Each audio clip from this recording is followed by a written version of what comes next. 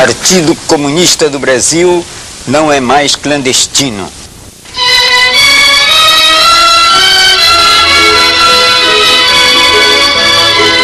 E a presença do partido na televisão, foi na televisão. A presença do Partido Comunista do Brasil na televisão, num programa de 1 hora, revela que alguma coisa mudou em nosso país. E o povo brasileiro? O povo brasileiro conquistou na praça pública, na caminhada memorável de 1984, a liberdade tão ansiada. Se caiu. Caiu o regime de arbítrio, iniciou-se a transição democrática. O Partido Comunista do Brasil, com 64 anos de existência, tornou-se legal. E hoje pode dirigir-se à nação através de uma cadeia nacional de TV. O partido tem propostas concretas e viáveis.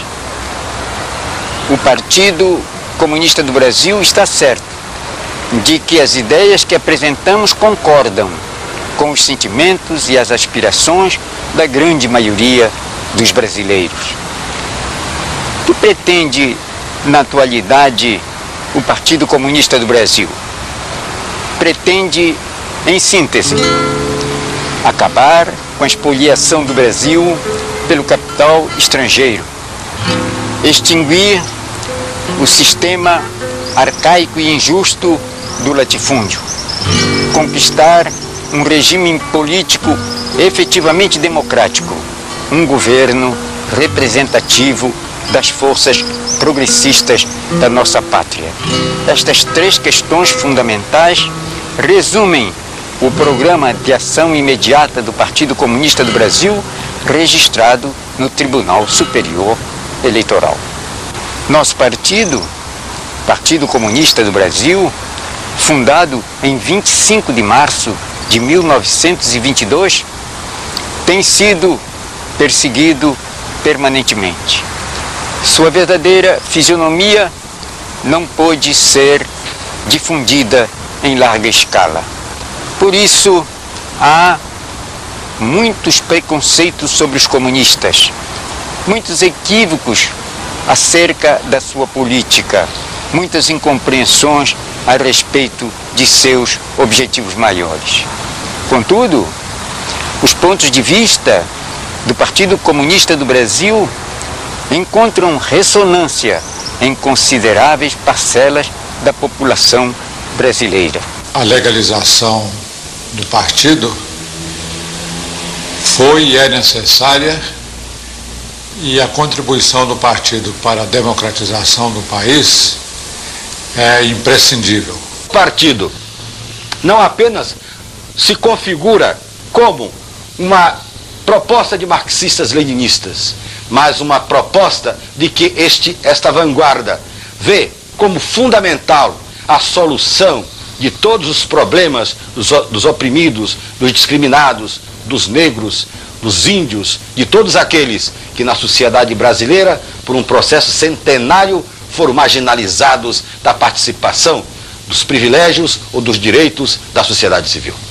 Vamos expor esta noite o que pensamos com relação ao presente e ao futuro do nosso país e do nosso povo. Devo, mas nego porque pagar não posso. E os governos da ditadura. Os governos da ditadura militar foram governos de entreguismo e traição nacional. Contraíram uma dívida de mais de 100 bilhões de dólares, que tantos sofrimentos tem causado à classe operária e aos trabalhadores. E o atual governo, por pagá-la com a fome do povo, submete-se aos interesses dos banqueiros internacionais. O PCdoB tem uma proposta patriótica e corajosa. Defesa dos interesses nacionais com a liquidação de todas as formas de expoliação estrangeira.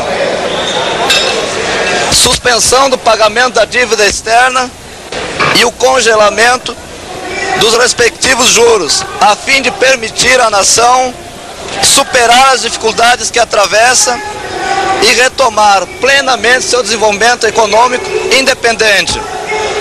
O país não pagará dívidas usurárias e expoliadoras, arbitrariamente contraídas e lesivas à economia nacional. Entre as muitas dificuldades que nós temos uma que é fundamental. O Brasil é um Brasil rico, com um povo trabalhador, mas um Brasil endividado. Todo o nosso trabalho que nós desenvolvemos é canalizado e direcionado para pagar apenas a despesa desta dívida de 100 bilhões de dólares. Hoje, o Brasil paga em torno de 1 bilhão de dólares por mês. Não sei se também o telespectador é capaz de imaginar quanto seja 1 bilhão de dólares. Mas vamos exemplificar porque isto facilita para que se compreenda melhor. Se nós pegássemos e aplicássemos na construção de casas populares, nós teríamos condições de construir uma casa popular a cada 9 segundos. Imaginem vocês o que seria isto.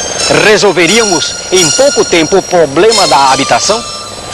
E não é só o que se geraria de empregos. Mas se ainda não ficou bem claro, entende? Se nós pegássemos a despesa da dívida que nós pagamos todos os meses e aplicássemos, vamos supor, na educação, que é um problema sério no Brasil, nós ampliaríamos a rede, né, de educação, criando uma vaga por segundo para as crianças, para o povo brasileiro. Olha, eu acho que isto é um problema sério. O povo brasileiro trabalha quase que exclusivamente para pagar esta dívida. Cada cidadão, você que está aí sentado, a sua esposa que está ao seu lado, o seu filho, cada cidadão hoje paga por mês 130 cruzados da dívida. Uma dívida que não fui eu que fiz, que não foi você que fez, que não foi ninguém que fez. Foram os governantes deste país que assumiram compromissos com banqueiros internacionais, com multinacionais e hoje sobrecarrega a população. Resolver o problema do Brasil, não acredito que seja uma tarefa fácil se a gente não encarar este problema, o problema da dívida. Este é um país que sempre viveu na dependência do estrangeiro. Vejam bem, estas fábricas todas que nós temos aqui, poucas são brasileiras. A maior parte delas são multinacionais. O que fazem elas aqui? Desenvolver uma tecnologia brasileira? Não. Gerar riquezas e progresso para o país? Também não. O que elas fazem aqui é explorar a matéria-prima que é barata e a mão de obra que é de graça. Para o quê? Para levar para suas matrizes, para engordar, entende? Os países de origem delas. Então, é preciso se colocar um paradeiro e dar um grito de independência no Brasil. Carajás, Carajás. Por exemplo, nós temos grandes riquezas no sul do Pará. Serra de Carajás é uma das maiores jazidas de minérios. Esta jazida de minérios, que é uma coisa que não se renova, é uma coisa que não se recria, se você tirar, não se coloca mais no lugar. Esta jazida está sendo explorada quase que exclusivamente por estrangeiros. E o governo brasileiro ainda contrai dívida, pega dólares emprestados para construir uma ferrovia que tem a única finalidade, pegar o minério de Serra do Carajás para levar para o porto de São Luís do Maranhão para ser exportado para o exterior. Esta ferrovia, ela custou um preço altíssimo para o povo brasileiro. 270 cruzados por centímetro de ferrovia. Veja bem, telespectador, gente, eu acho que isto é um preço muito alto para atender única e exclusivamente interesses de multinacionais e de banqueiros internacionais. O governo tenta resolver o problema do déficit interno vendendo as empresas estatais. Ainda há poucos dias eu recebi um telefonema do diretor do sindicato. Ele me convidava para um ato na porta da Mafesa e o ato era para defender a Mafesa, que é uma ponta de lança da indústria ferroviária. É uma indústria que desenvolveu uma tecnologia nacional adaptada à situação do Brasil. É uma indústria que está capacitada a construir qualquer tipo de máquina de vagão para circular em qualquer trilho aqui no Brasil. Esta indústria está à venda. Está à venda por quê? Porque há grupos econômicos que estão interessados em abocanhar mais este filé mignon. Filé mignon de uma luta do povo brasileiro. Porque a empresa estatal nada mais é do que a luta do povo brasileiro que conseguiu aglutinar em suas mãos determinadas áreas do setor econômico que em determinadas épocas o setor privado não estava interessado em investir. O Partido Comunista do Brasil propõe a imediata suspensão do pagamento da dívida e dos seus juros, porque só assim se estancará essa sangria constante em que o povo brasileiro está submetido a pagar uma coisa que ele não deve. Muita gente pode achar que isto é o fim do mundo. É absoluto. Nos Estados Unidos já houve suspensão do pagamento da dívida. Na Inglaterra também já houve suspensão do pagamento da dívida. Por que no Brasil não se pode suspender o pagamento da dívida, uma vez que nós estamos convencidos de que é por aí que se solucionam os problemas em que o povo enfrenta hoje? Devo, mas nego porque pagar não devo. Nesse congresso de reconstrução. Nesse congresso de reconstrução da Central Geral dos Trabalhadores, a CGT, 6.000 delegados e 1.500 entidades sindicais aclamaram a proposta de suspensão do pagamento da dívida externa. Devo, mas nego. 2.600 sindicatos de trabalhadores rurais, 4.500 trabalhadores, no 4º Congresso, decidiu pela suspensão da dívida externa. Devo não. Nós, metalúrgicos de São Paulo, também estamos atentos ao problema da dívida externa. Tanto que no nosso último congresso aprovamos a resolução da suspensão do pagamento dos juros e da dívida externa. Não devo. A União Nacional dos Estudantes, a UNE, defende com intensidade a suspensão do pagamento da dívida externa.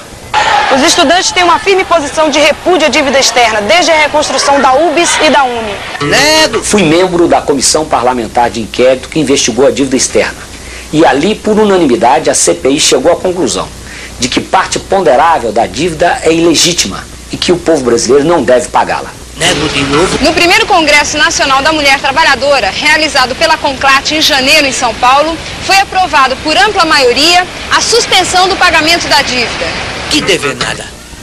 O terceiro Congresso Nacional das Associações de Moradores, realizado recentemente em Brasília, que contou com a viva participação de 7.500 delegados de todo o território nacional, representando os bairros, as vilas e as favelas, decidiu pelo não pagamento da dívida externa.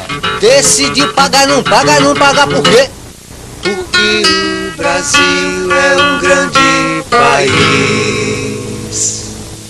O Brasil é um grande país. São 8.500.000 quilômetros quadrados. Possui terras férteis, adaptadas à produção de todos os tipos de gêneros alimentícios e produtos agropecuários. Tem um clima favorável à produção agrícola e muita água que permite que essa produção seja abundante. E temos um solo relativamente plano, uma topografia favorável à motomecanização. E, acima de tudo, um povo trabalhador, um camponês altamente produtivo. E, apesar de tudo isso, constantemente se vê pela imprensa, pelos noticiários dos mais variados órgãos, que existe crise agrária, que existe crise no campo, que faltam alimentos, que os preços são exorbitantes, que se importa arroz ou se importa feijão. Além disso, se ouve muito falar também de violência no campo, de assassinatos, mortes, expulsão de camponeses de suas terras. Fala-se muito também do êxodo rural, o inchaço das grandes cidades. São Paulo, Porto Alegre, Fortaleza, são exemplos disso. No Brasil, Tudo isso tem uma causa fundamental. Tudo isso tem uma causa básica, é exatamente a existência do latifúndio, a existência de grandes fazendeiros que concentram em suas mãos imensas porções de terras. O latifúndio no Brasil detém cerca de 409 milhões de hectares. Isso corresponde a 2/3 dos proprietários de minifundistas, que as suas propriedades todas juntas somam apenas 42 milhões de hectares. Ou seja, cerca de 2,5 milhões de produtores rurais têm menos terra do que 342 grandes fazendeiros, grandes latifundiários. Esses são números básicos, esses são números dramáticos, e é em torno disso que está a questão fundamental da crise agrária no Brasil, a grande concentração da terra nas mãos de pouco. Isso provoca um êxodo rural intensíssimo. Nós sabemos que no Brasil, cerca de 150 pessoas por hora deixam o campo para a cidade. Outro aspecto que nos chama a atenção no campo brasileiro, e gerado também pela existência do latifúndio, é a grande violência existente no campo. Os números são, em certo sentido, alarmantes. Entre janeiro e outubro de 1985, foram mortos cerca de 211 camponeses, defendendo o seu pedaço de terra. Esses números se tornam mais chocantes se a gente observa em alguns estados. Por exemplo, no Pará, 83 foram assassinados. No Maranhão, 34 camponeses foram assassinados. E o recorde nacional se encontra no município de Xinguara, sul do Pará, onde 32 camponeses foram assassinados em defesa do seu pedaço de terra. Nós estávamos num grande conflito de terra, como se tem vários no estado, lá no sul da Bahia, ouviu? E um pistoleiro amando do fazendeiro Luiz Mendes Ferreira chegou no fundo da minha casa. Eu pressenti logo cedo, mas acontece que não podia sair, que a gente estava até sem lâmpada e sem arma. Quando foi negócio de umas 8 horas da noite, eu estava no fundo do quintal, tornei a ver bater. Na hora que eu vi bater, que eu virei assim, já vi o tiro passar por mim, aí pegou na panela e na parede. Onde eu peguei a panela, entreguei ao ministro da Reforma Agrária. Meu esposo e minha filha ainda saiu, ainda viu na hora que ele correu. Agora não pôde localizar quem nem quem não. Em 85, no dia 18 de dezembro, foi assassinado mais um dirigente sindical, muito conhecido na região e principalmente estimado no Rio Maria, João Canuto de Oliveira, o presidente do Sindicato dos Trabalhadores Rurais de Rio Maria, João Canuto de Oliveira, além de presidente do Sindicato dos Trabalhadores Rurais, era também um membro do nosso glorioso Partido Comunista do Brasil, o PCdoB. Assim, conta pra nós aí como é que foi o assassinato do seu pai. O assassinato do meu pai foi em 1984, quando ele estava em São Luís participando de uma reunião com os parlamentares da Assembleia Legislativa. Então ele participou 2 dias da reunião. À volta, quando ele chegava perto de casa, de 50 metros, foi assassinado covardemente por pistoleiros amando de grileiro e latifundiários dessa região. Queremos a reforma agrária pra ver se adquirimos a terra, pra dar o pão de cada dia, pra dar de comer, pra dar o pão de cada dia. Queremos a reforma agrária para ver se nós adquirimos a terra para dar o pão de cada dia e dar de comer também ao rico, à justiça, a todo mundo. Como também damos de comer até os objetos, os ratos, as formigas, os pássaros, tudo como a nossa custa. Reforma agrária, do nosso ponto de vista, do ponto de vista dos comunistas, do Partido Comunista do Brasil, é, antes de mais nada, terra para quem nela trabalha. É a transformação desses grandes latifúndios, é a transformação dessas grandes fazendas em propriedades dos camponeses sem terra ou com pouca terra, e que a transformarão de terras improdutivas em terras produtivas. Reforma agrária, além da distribuição da terra, é também a criação de condições mínimas de trabalho para o homem do campo. Que exista crédito, que exista assistência técnica, que seja criada uma malha de estradas adequada ao escoamento da produção. Em síntese, que seja, juntamente com a distribuição da terra, criada uma infraestrutura que permita não só que haja produção, mas que ela chegue nos grandes centros consumidores e que, dessa maneira, possam baixar os preços dos produtos na cidade e corretamente remunerar o camponês no seu trabalho no campo. Além disso, reforma agrária significa também a dinamização do mercado interno em nosso país. Com a realização de uma reforma agrária profunda, sem dúvida nenhuma, nós transformaremos milhões e milhões de camponeses, que até o momento são verdadeiros párias da sociedade, em cidadãos produtores em cidadãos socialmente integrados na vida nacional e economicamente produtivos e politicamente progressistas. Nesse sentido, consideramos que o Plano Nacional de Reforma Agrária, assinado pelo Presidente da República, é um importante instrumento que facilita o avanço da luta pela reforma agrária. É claro que este plano tem limitações grandes e graves até. Em certo sentido, ele não se propõe acabar de vez com o latifúndio. Em certo sentido, ele é um plano altamente concentrado nas decisões pela Presidência da República e o Palácio do Planalto. Entretanto, esse plano, ele, na medida em que escolhe áreas prioritárias para a reforma agrária em todo o território nacional, na medida em que ele se propõe a assentar cerca de 1.700.000 famílias em 3 anos, ele criará uma situação política, ele criará um debate em torno da realização da reforma agrária, que fará com que este assunto deixe de ser um mero assunto teórico ou tratado por estudiosos das dificuldades e da crise do Brasil e passe a ser uma questão concreta a ser resolvida e a ser encarada. A classe latifundiária e a classe empresarial andam se espalhando mentiras e mais mentira a respeito do Plano Nacional de Reforma Agrária. Também estão fazendo as suas milícias privadas, seus jagunços particulares, seu exército particular, para barrar a todo vapor, a toda força, a questão da reforma agrária. Eles não pensam 2 vezes para matar, assassinar friamente quem luta pela implantação da reforma agrária. Então, nesse momento, a gente queria convidar toda a classe trabalhadora do Brasil para empunhar junto essa luta em defesa dos direitos que é nosso. O direito de ter a terra para trabalhar, de ter a terra para manter a nossa sustentação, a sustentação não só dos trabalhadores rurais, a sustentação da nação. Sai gringo, cai fora latifúndio, levem consigo as desgraças desse mundo. Vamos dividir a terra, vamos repartir o pão, vamos mudar o regime e o governo da nação. Essas 2 questões, a extinção da expoliação do capital imperialista no Brasil e a liquidação do sistema latifúndio, estão intimamente ligadas ao problema do regime político e do governo da nação. A derrubada da ditadura mudou a forma de governo. Deixou de ser um governo autoritário, fascista, ditatorial. Não mudou, contudo, o regime imperante, que perdura com todo o seu cortejo de instituições, com toda a sua estrutura, com o seu caráter social. Esse regime é conservador, essencialmente reacionário. Representa o grande capital brasileiro, o latifúndio, e ainda o capital monopolista estrangeiro. Tem acontecido aparecer governo com feição democrática e governo com feição abertamente antidemocrática, ditatorial. Mas ambos, no quadro do regime existente, de uma forma ou de outra, servem às classes dominantes.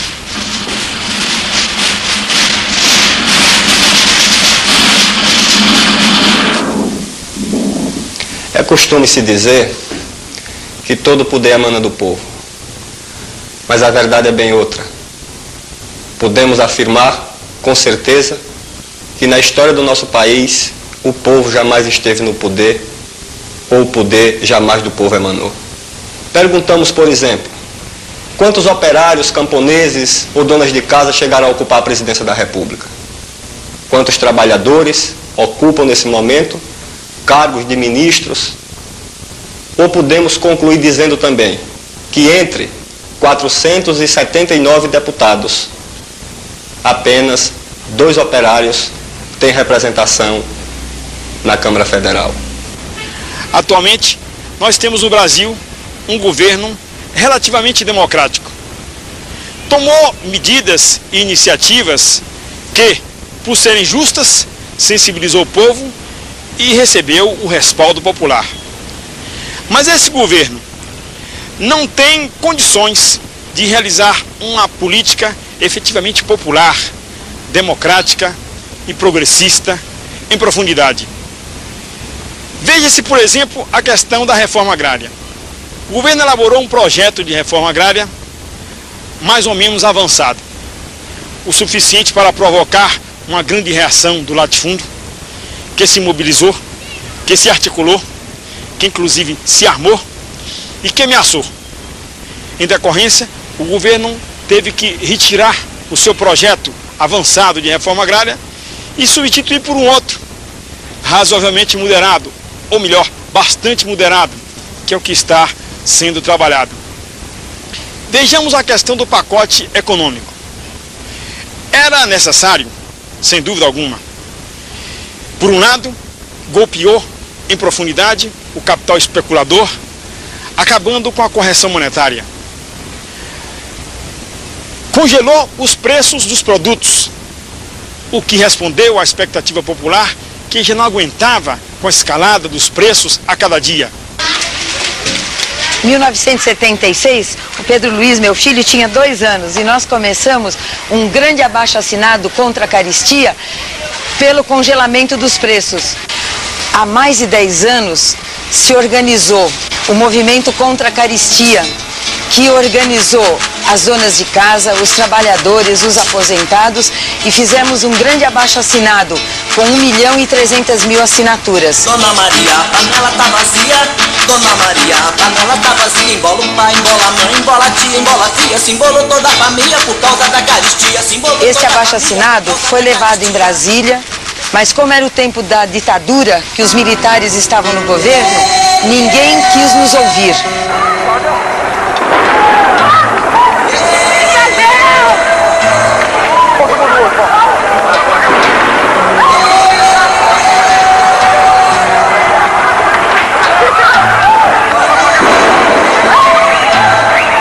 O governo Sarney agora tomou essa medida que foi aceita com muito entusiasmo pelo povo e que a população, por sua iniciativa mesmo, começa a se organizar em comitês, em brigadas, em núcleos de organização na luta pela defesa do congelamento dos preços. Diversos setores populares se mobilizaram no sentido de fiscalizar o abuso da remarcação dos preços. E o nosso partido, o Partido Comunista do Brasil, também manifestou apoio, embora com muitas restrições, e salientando o caráter limitado e transitório dessa medida. Contudo, a maneira de se enfrentar a inflação sem atingir o alto grau, os altos privilégios de que gozam os ricos do país, sem golpear a taxa de juros elevada dos bancos e, sobretudo, sem tocar nem de leve no pagamento da dívida externa, que essa sim é a causa principal da nossa inflação, esta maneira de se enfrentar a inflação é uma maneira muito limitada, que não corresponde às necessidades do país e que está fadada a levar a um resultado prejudicial ao povo a médio prazo. Por isso, nós achamos que, sob o regime atual, não se tem condições de acabar com a espoliação do capital estrangeiro e não se extinguirá o sistema do latifúndio. Constituinte livre e soberana. A campanha pela Constituinte, que durante esse ano de 86 nós deveremos empreender em todo o território nacional, deverá tocar nessas questões de fundo da sociedade brasileira. Deverá, por exemplo, avaliar quais os passos práticos necessários que devem ser dados de imediato com vistas a salvaguardar a soberania nacional, gravemente aviltada pela sanha do capital estrangeiro. Quais os passos que devem ser dados com vistas a acabar, de uma vez e para sempre, 4 séculos de latifúndio na nossa terra.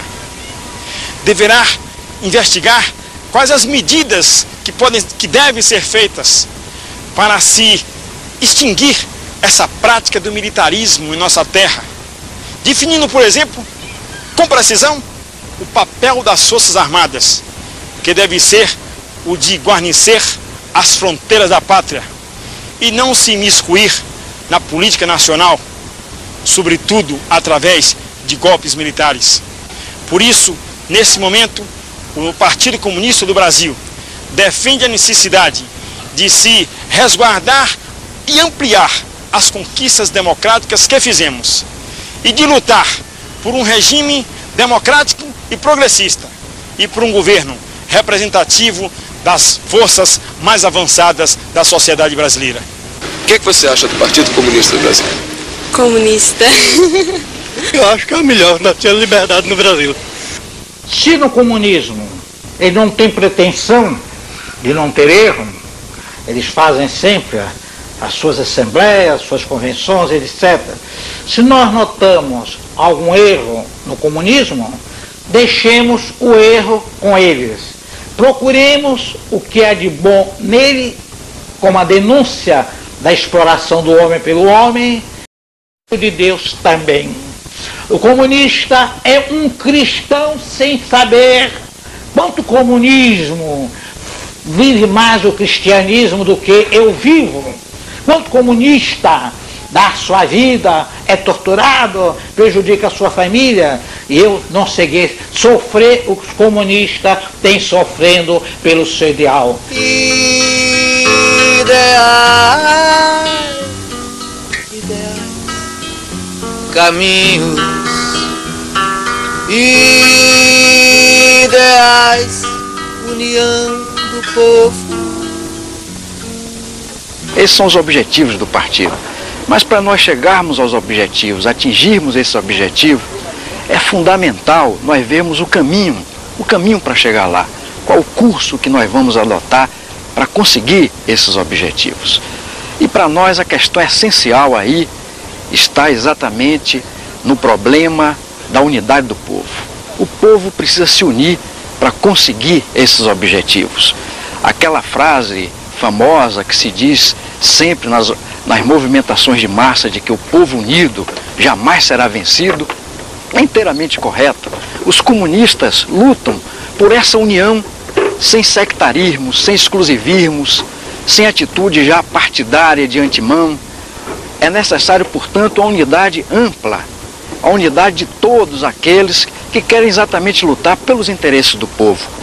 Essa união não se dá no vazio. A unidade se processa em torno de uma plataforma comum que defenda os interesses maiores do povo e da nação. O Partido Comunista do Brasil tem 7 pontos a propor a você para concretizar essa unidade. Primeiro ponto, suspender imediatamente o pagamento da dívida externa e dos respectivos juros. Essa é uma posição aprovada em todos os congressos, todos os encontros populares. Os brasileiros não aceitam mais passar fome e trabalhar para enriquecer os banqueiros internacionais. Ponto 2. Reforma agrária para pôr fim ao monopólio da propriedade da terra. Essa é uma aspiração generalizada. Pôr fim ao latifúndio. E, no mínimo, colocar em prática o Plano Nacional de Reforma Agrária e ampliar os seus limites. Ponto 3. Redução da jornada de trabalho para 40 horas semanais e estabilidade no emprego. Com a modernização das máquinas, com o desemprego, é urgente, é uma reivindicação unânime dos trabalhadores, essa reivindicação. Ponto 4. Garantia do efetivo congelamento dos preços. Isso hoje é um sentimento que une milhões e milhões de brasileiros, independente de partido, de religião, todos são contra a remarcação dos preços. Ponto 5º. Contra a privatização das empresas estatais. Em torno do barulho que se faz em torno dessa questão, está, na verdade, um plano para desnacionalizar o patrimônio que são as empresas estatais. Ponto 6. Revogar a Lei de Segurança Nacional, a Lei de Greve, a Lei de Imprensa e todo o lixo autoritário herdado do regime militar. Não se pode prosseguir com as mudanças no país sem se criar um clima efetivo de liberdade em nossa pátria. Ponto 7. Constituinte, democrática e progressista. Esse é um passo da maior importância. É um confronto político que se dá entre a direita que se rearticula e o povo que quer o progresso, que quer a liberdade. A possibilidade de união do povo é real. Isso é verdadeiro. Os fatos, a vida, está aí para demonstrar. Vamos pegar alguns exemplos mais recentes. A CGT, a Central Geral dos Trabalhadores, ela é exatamente agora uma central que vai jogar um papel importante em defesa dos interesses dos trabalhadores, dos operários de todo o Brasil. A CONAN, que recentemente se reúne em Brasília, reúne milhares e milhares de moradores de bairro para defender os seus interesses. A UNE, a União Nacional dos Estudantes, que congrega milhares de universitários e defende os interesses desses estudantes. A CONTAG também, que reúne milhares e milhares de camponeses. A UBS, a União Brasileira de Estudantes Secundaristas, que congrega também um conjunto de estudantes secundaristas que se reúne e defende seus interesses, seus direitos, discute as suas questões. Tudo isso são exemplos importantes dessa unidade do povo. Mais recentemente também, esse conjunto de ações de massas, esse conjunto de atos em que o povo participou em todo o Brasil e lutou pelas diretas, pelas eleições diretas. Tudo isso também é uma demonstração clara dessa unidade, a unidade que pode vir de baixo, a unidade que pode vir da base. Essa, portanto, é uma questão para nós muito importante. Nós conclamamos os democratas verdadeiros, patriotas, os homens progressistas desse país, para exatamente juntar forças, como um homem só, nesse sentido da unidade do povo, defender a unidade popular. O que a senhora acha do Partido Comunista? Muito bom. Porque o melhor é o vai ou racha. Há muito tempo existia uma perseguição no candomblé, através da polícia. As casas candomblés eram fechadas através de cavalaria, eles brigavam, quebravam tudo, acabavam com tudo. E também, na época, existia também uma perseguição com o PCdoB. Uma perseguição incrível. E o PCdoB lutou muito para combater essa perseguição com a polícia. Uniu-se ao candomblé e fizeram alguma coisa pró da comunidade. E nisso, hoje, somos todos liberal. O PCdoB, já, atualmente, como todos conhecem, é um partido que está em nossa comunidade conhecidíssimo, que antigamente não poderia nem se falar no comunismo. Quando fala no comunismo, era preso, era isso, era aquilo. Hoje em dia está tudo natural, tudo comum. Todos nós brasileiros conhecemos esse partido, PCdoB. Quem não conhece? Todos nós conhecemos. Paz, axé babá, PCdoB.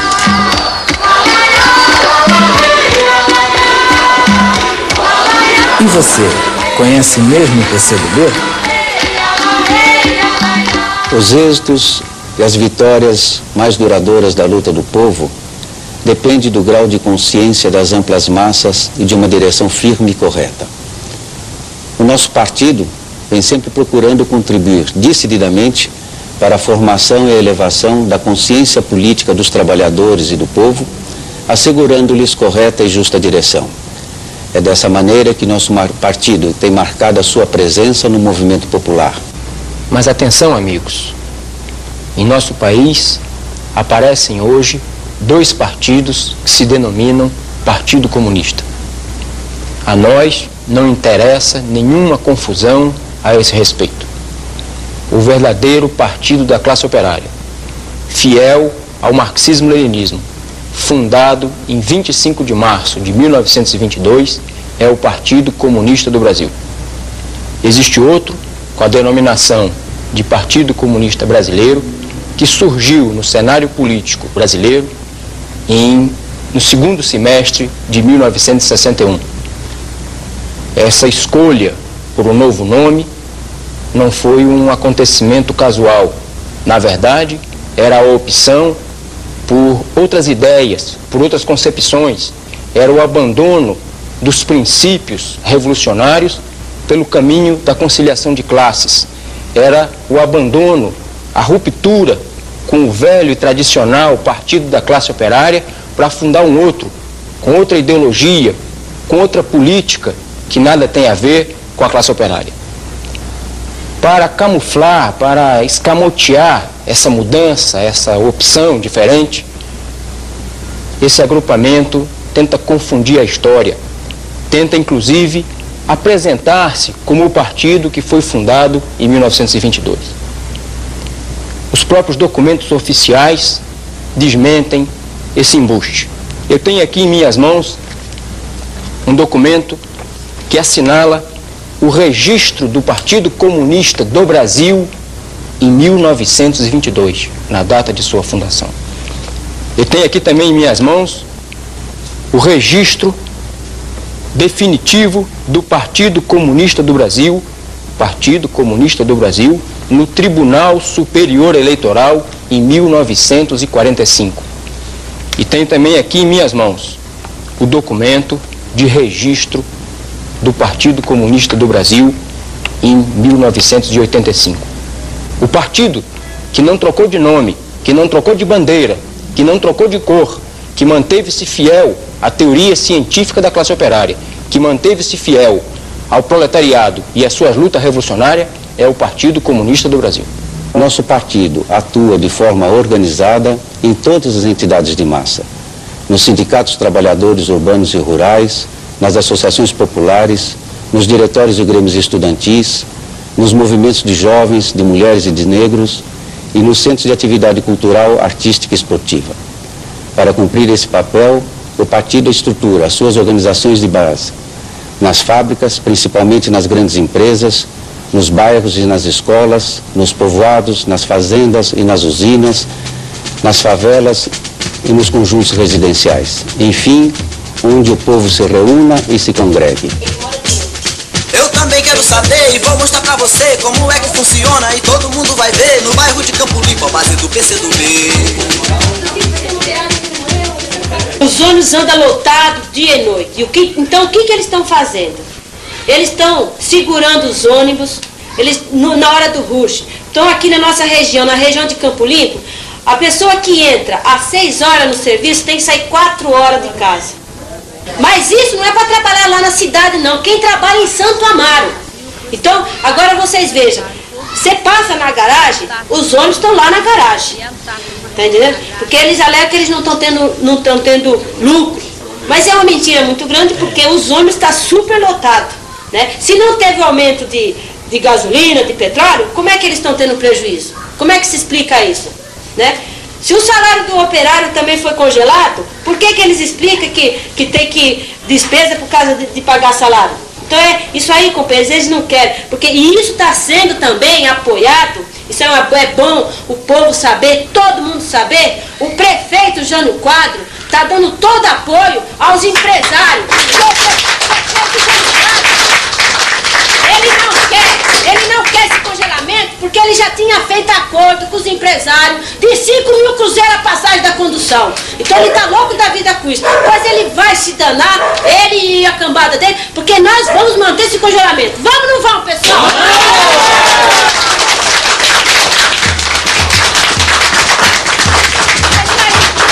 Outros novos companheiros nesse dia em Campo Limpo assinaram suas fichas e já estão filiados e todos os trabalhadores também estão convidados.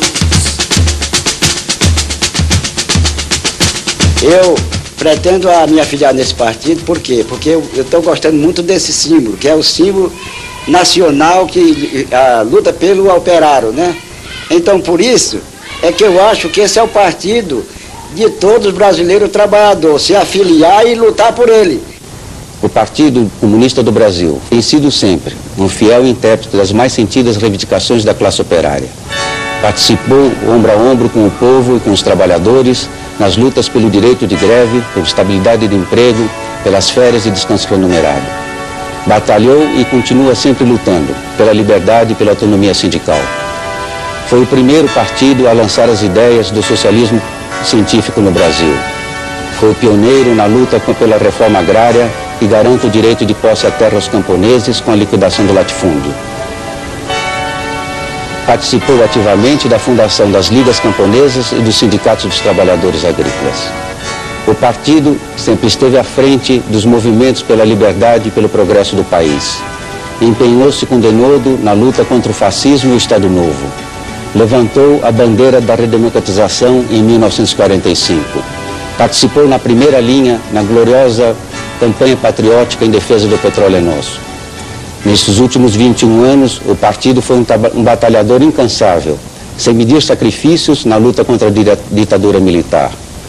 Dezenas de seus militantes caíram lutando no Araguaia em defesa da liberdade e dos direitos do povo.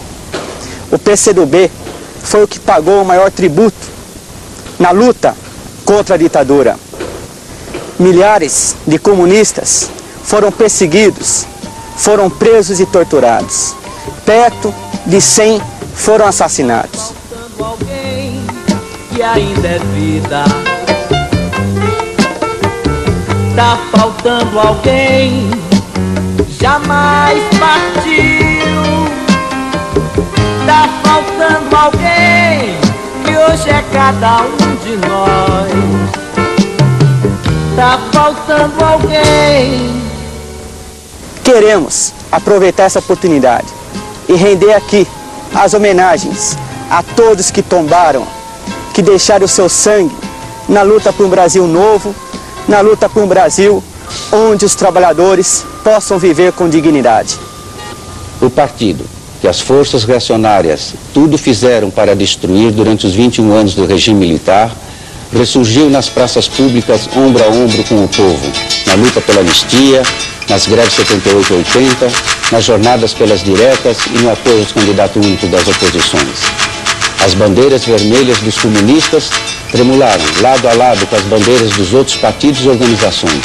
O povo sustentou-as e defendeu-as. O partido é hoje legal. Está organizado em todos os estados e territórios da nação, não só nas capitais, mas em mais de 700 municípios do interior. Suas sedes recebem centenas de trabalhadores, jovens e mulheres que vão procurar conhecer a posição dos comunistas sobre os importantes problemas da nação. Qualquer sociedade democrática, ela tem que ter a participação das mulheres, né? As mulheres sempre foram muito discriminadas, sempre foram muito oprimidas. E é necessário hoje que elas se unam, que elas lutem, porque, sem dúvida nenhuma, uma sociedade que queira de fato a emancipação e a liberdade, ela só é possível de conseguir isso com a participação das mulheres. E depois o PCdoB não apenas tem isso no seu programa, não apenas apoia e participa das lutas das mulheres. Ele faz mais do que isso, ele incentiva a organização das mulheres dentro do próprio partido. O partido é o PCdoB. O único partido que tem condição do trabalhador que se identifica com o proletário é o PCdoB.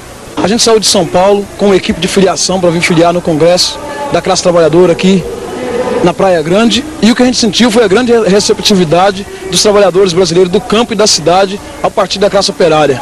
Nós trabalhando aí a questão de um dia com uma equipe de 5 companheiros, conseguimos filiar 41 novos companheiros no PCdoB. Desses companheiros, quase 15 companheiros são diretores de sindicatos importantes de todo o Brasil, do Pará, de Maranhão, Minas Gerais, são diretores ou secretários de vários sindicatos que se filiaram no PCdoB, e outros companheiros também que se filiaram, até vereadores de outra cidade, e aqueles que não se filiaram, mas já estão querendo discutir o partido em todo o Brasil e ver como entrar no partido da classe operária. Entre no PCdoB, pelo Brasil, o povo unido vai vencer. PCdoB é a classe operária. PCdoB, o defensor do camponês. PCdoB, a força do trabalhador na luta pela terra, trabalho e liberdade. Vamos tornar a nossa pátria socialista. Entre no PCdoB, pelo Brasil e por você. O Partido Comunista do Brasil é um partido democrático. A propaganda da reação sempre procurou apresentá-lo como sendo uma organização fechada, sectária, encerrada em si mesmo. Bem ao contrário, o nosso partido sempre procurou atuar com uma ampla visão política. Está estruturado e dirigido a partir de suas bases. É uma organização aberta à discussão de todos os problemas importantes. Ainda há pouco, a Comissão Diretora Nacional realizou em Brasília, nas dependências do Congresso Nacional, uma importante reunião que contou com a presença dos representantes de todos os estados do Brasil, inclusive com a presença da imprensa que acompanhou toda a reunião e os seus debates. O partido é um partido da classe operária. mas recebe em suas fileiras todos os que, honestamente, lutam em favor dos explorados e dos oprimidos, dos que desejam o progresso, a cultura e o bem-estar do povo, a verdadeira independência nacional. É um partido sério e coerente.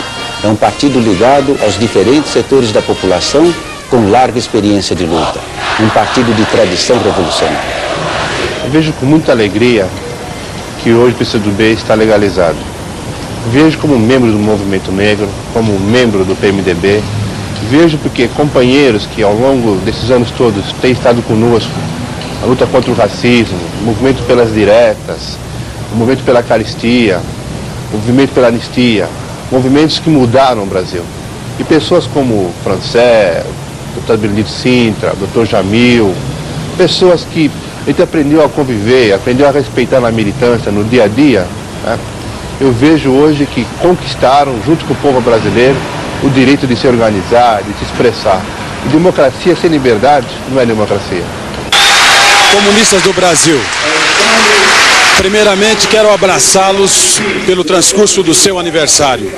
Em seguida, quero fazer-lhe uma cobrança.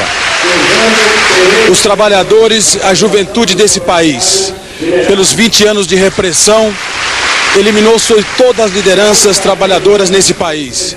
Você, que teve a responsabilidade de organizar os trabalhadores durante muitos anos nesse país, a cobrança que eu faço é a seguinte: precisamos de vocês à frente da luta dos trabalhadores. Nós aqui, por exemplo, eu falo nós assim, porque não tem só eu como militante aqui, né? A gente está em todo canto, é na Associação de Amigos de Bairro, é na comunidade, tem a igreja ali, a gente participa também na comunidade, estou na PM, comissões de creche, a gente está aqui em todo canto aqui e caracterizado como PCdoB mesmo. E eu me sinto muito bem no PCdoB porque a gente já se torna uma frente, né, pelo fato do pessoal ter assim, aquela referência, o pessoal questiona muito a gente, como é do PCdoB, a gente é muito procurado aqui. Nós, trabalhadores, queremos aproveitar esse momento para demonstrar a solidariedade aos povos que estão em luta neste momento.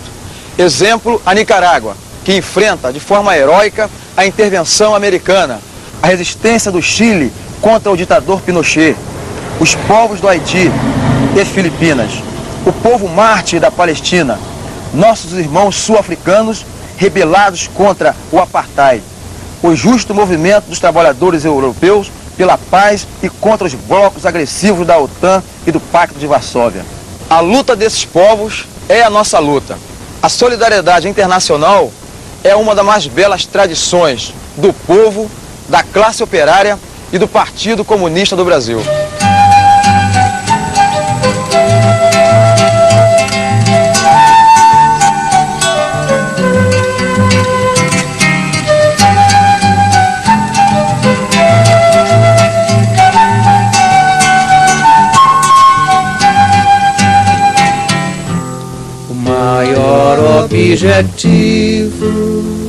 O objetivo maior do Partido Comunista do Brasil é a conquista do socialismo. Socialismo científico, proletário em essência, apto a construir nova vida de liberdade, progresso e justiça social. O capitalismo, como regime econômico-social, chegou ao fim, cumpriu e esgotou sua função histórica. Hoje é um estorvo ao avanço da humanidade. Sua real fisionomia espelha-se na corrida armamentista que consome recursos gigantescos, preparando a guerra que, se deflagrada, consumirá milhões de vidas humanas e destruirá grande parte da civilização. O capitalismo nada mais pode dar aos povos, a não ser crises crônicas, desemprego em massa, fome nos 4 cantos do mundo. É o regime do uso e do tráfico das drogas, da criminalidade incontida, da corrupção desenfreada. O capitalismo É o regime da tirania e do fascismo. É o regime da decomposição moral da sociedade. Partido Comunista do Brasil, que luta cotidianamente pelos interesses do povo e da nação, indica sempre o rumo do socialismo, porque está convencido que os males que afetam o nosso país só desaparecerão com a instauração de um regime social de nível superior. Somente o socialismo tem condições de assegurar a nossa pátria e a nossa gente a independência nacional, a democracia, um futuro luminoso de cultura, de fartura, de bem-estar e conforto para todos. E vencerá? A luta de hoje há de construir a vida de amanhã, vida de esperança com que sonham milhões de homens e mulheres em nossa terra. O Partido Comunista do Brasil assim pensa.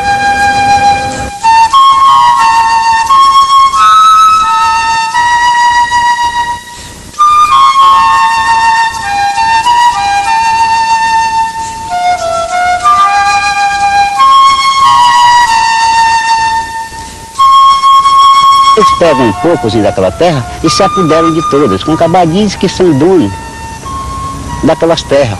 Quando uma pessoa entra, eles mandam matar, açoitar. Também queremos um meio para que a polícia faça policiamento, não ganhe 2 salários.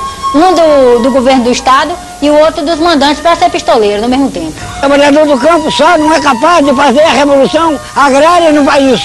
É necessário o apoio e a luta do trabalhador urbano, que a ele também interessa a reforma agrária.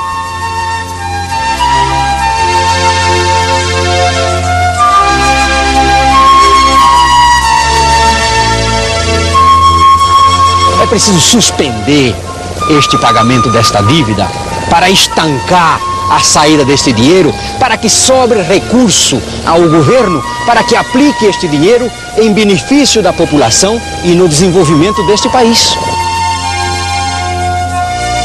A campanha pela Constituinte, que durante esse ano de 86 nós deveremos empreender em todo o território nacional, deverá tocar nessas questões de fundo da sociedade brasileira. Deverá, por exemplo, avaliar quais os passos práticos necessários que devem ser dados de imediato com vistas a salvaguardar a soberania nacional, gravemente aviltada pela sanha do capital estrangeiro. O partido que não trocou de nome nesses 64 anos, apesar das inúmeras vicissitudes, apesar das lutas, das perseguições, que não trocou de nome, que não trocou de bandeira, que não trocou de cor, que manteve-se fiel à teoria científica da classe operária, que manteve-se fiel ao proletariado e à sua luta revolucionária, é o Partido Comunista do Brasil.